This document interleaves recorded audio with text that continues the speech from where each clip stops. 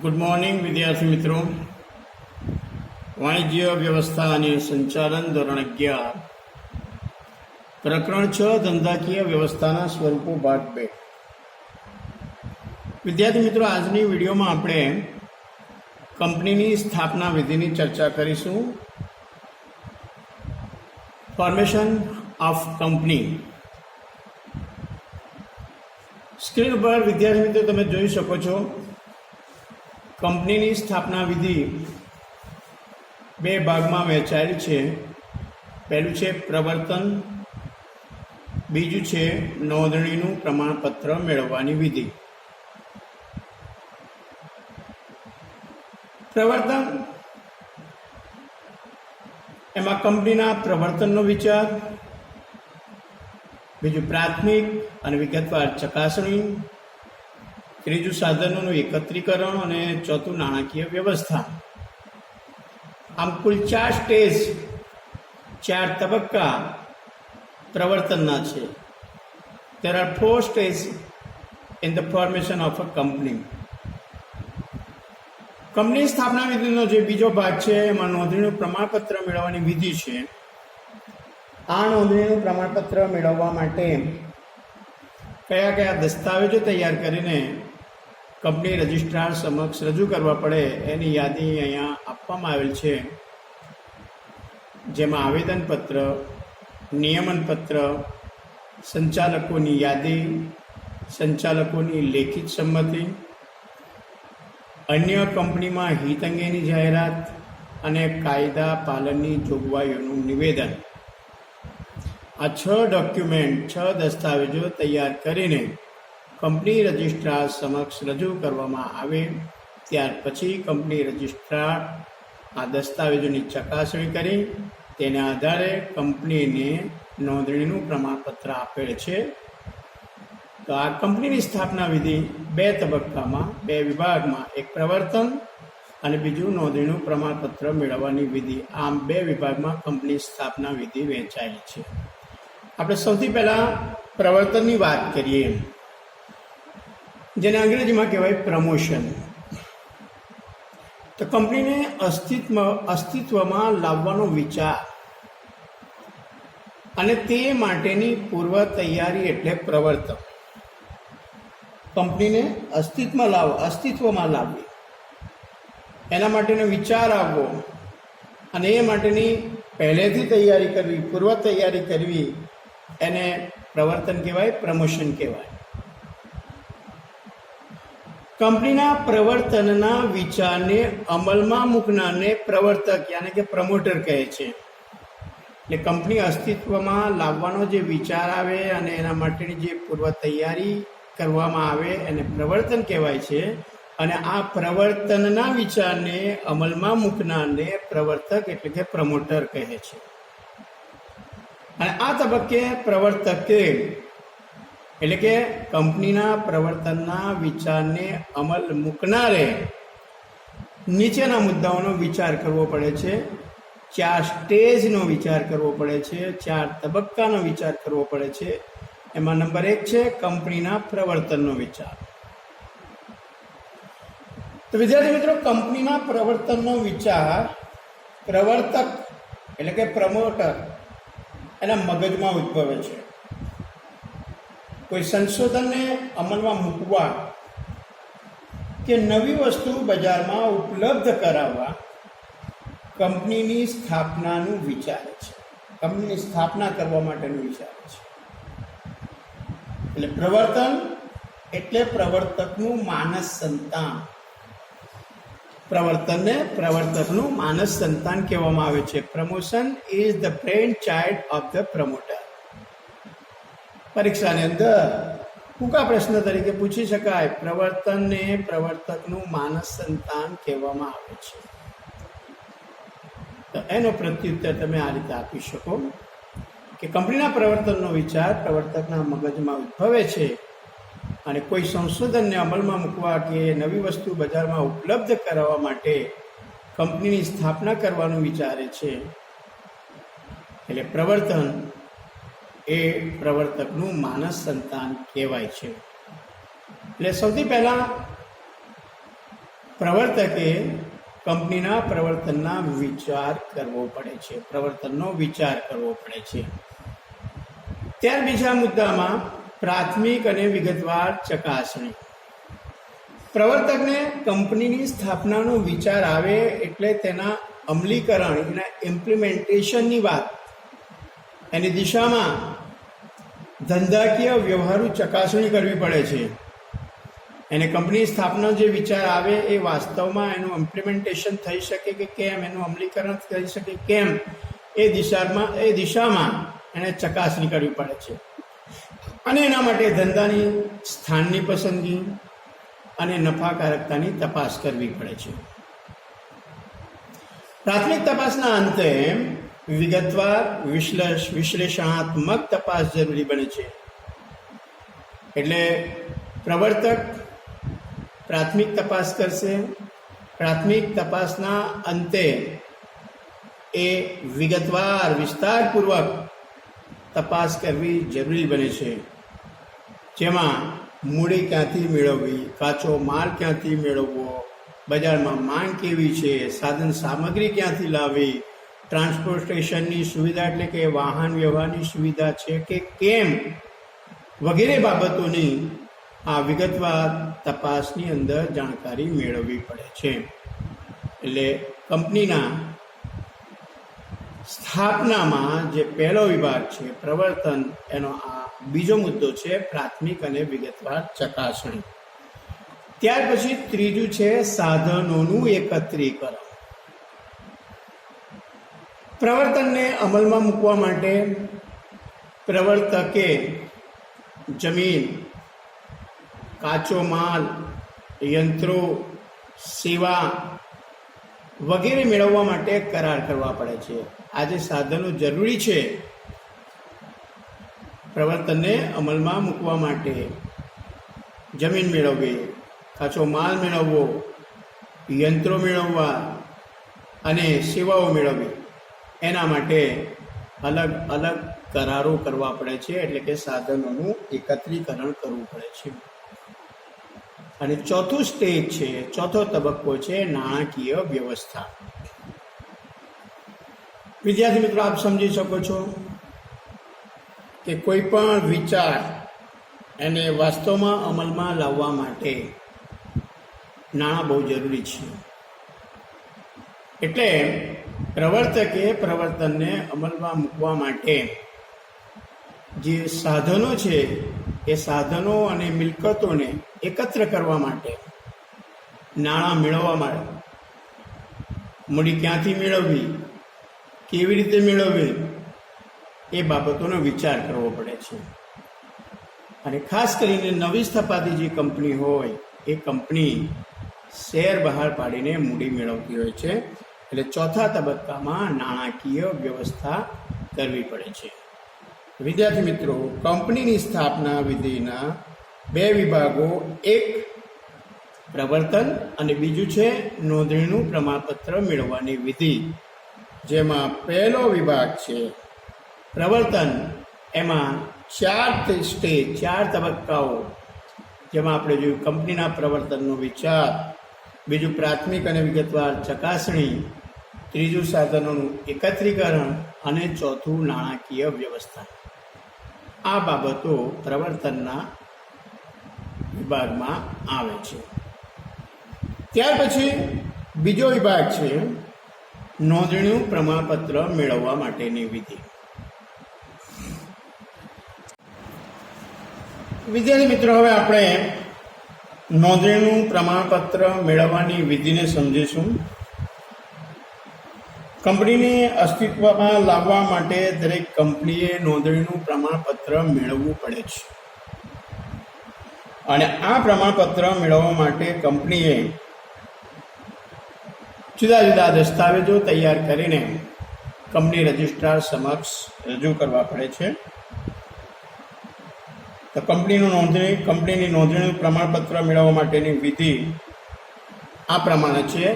સૌથી પહેલા છે આવેદનપત્ર. તો આવેદનપત્ર એ કંપનીનો પાયાનો અને મહત્વનો દસ્તાવેજ છે. બીજી રીતે જોઈએ તો આવેદનપત્ર એ કંપનીનું એક બંધારણ છે જેના ઉપર કંપનીની ઇમારત ચણવામાં આવે છે.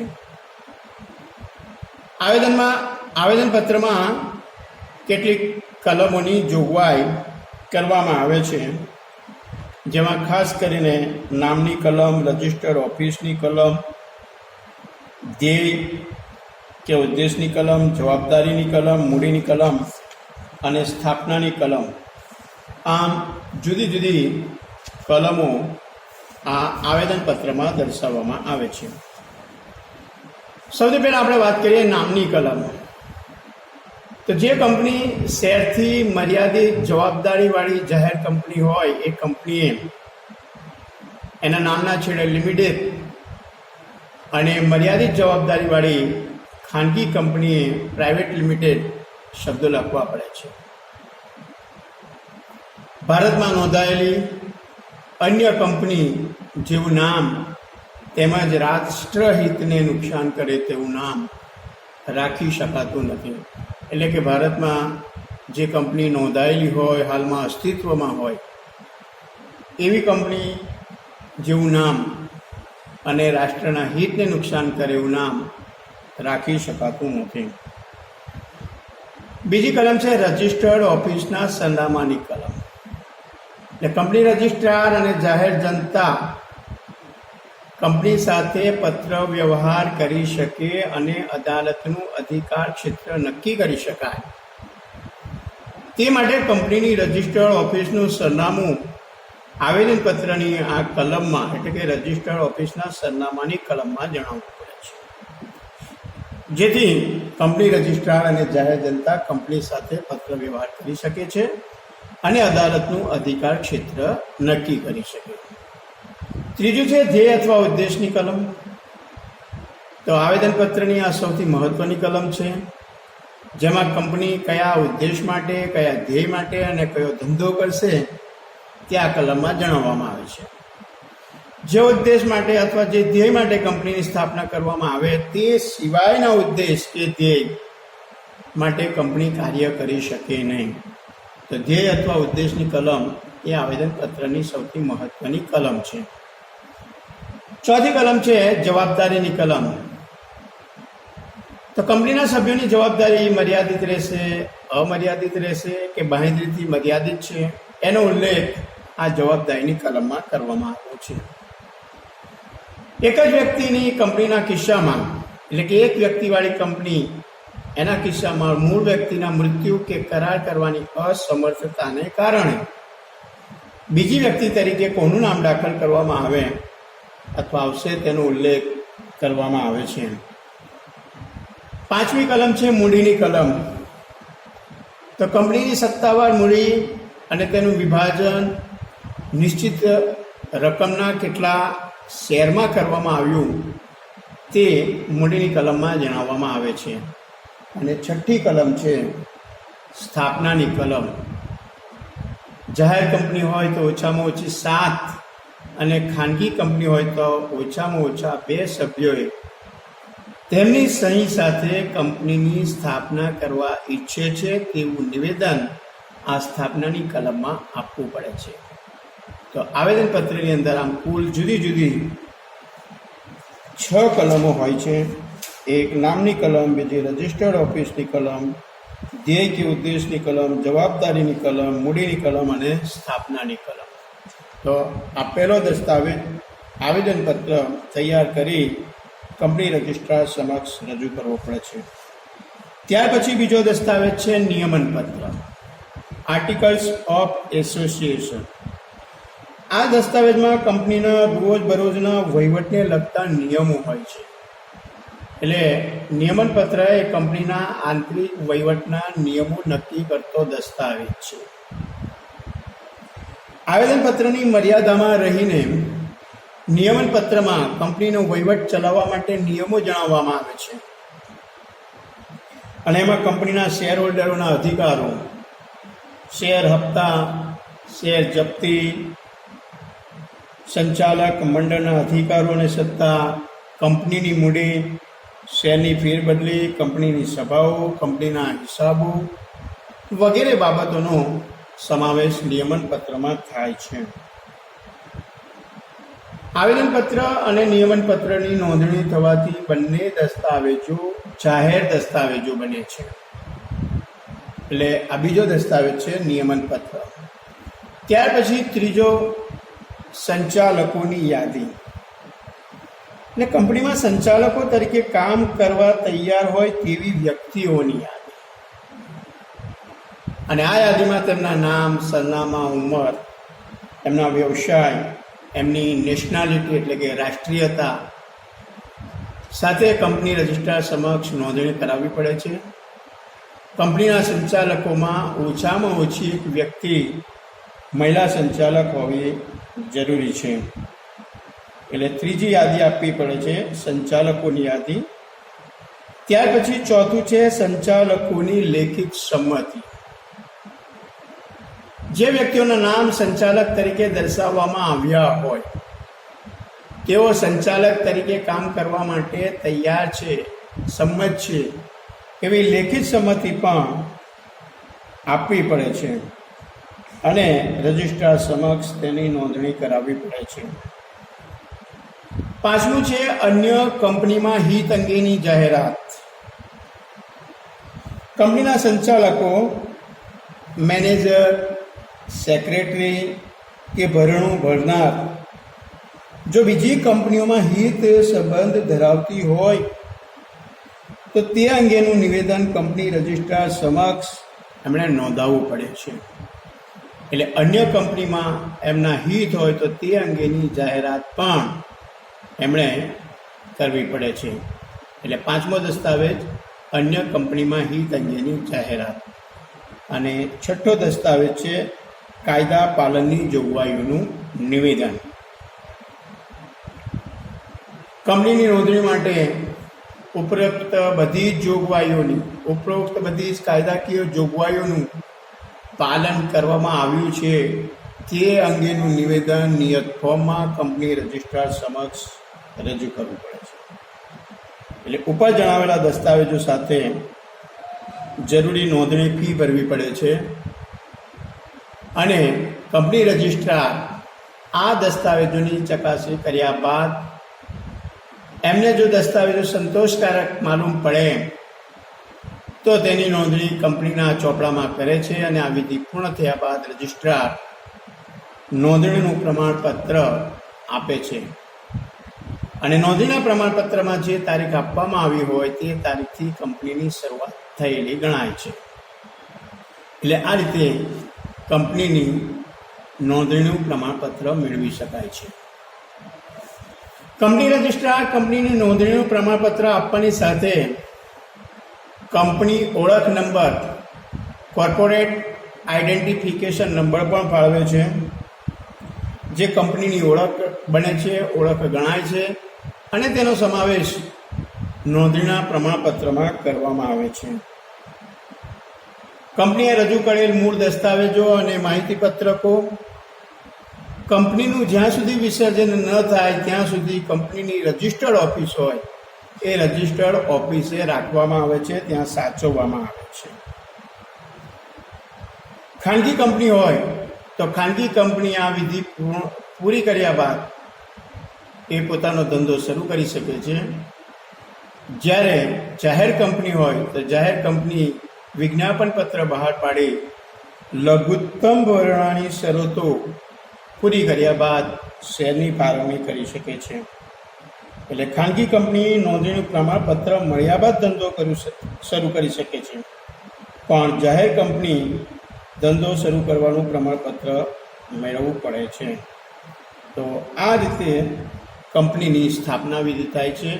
વિદ્યાર્થી મિત્રો, આજે આપણે કંપનીની સ્થાપના વિધિની માહિતી મેળવી. અગાઉની વિડીયોમાં આપણે આ પ્રકરણનો આગળ અભ્યાસ કરીશું. આજની વિડીયોમાં આજે આપણે અહીંયા અટકીએ છીએ. Thank you.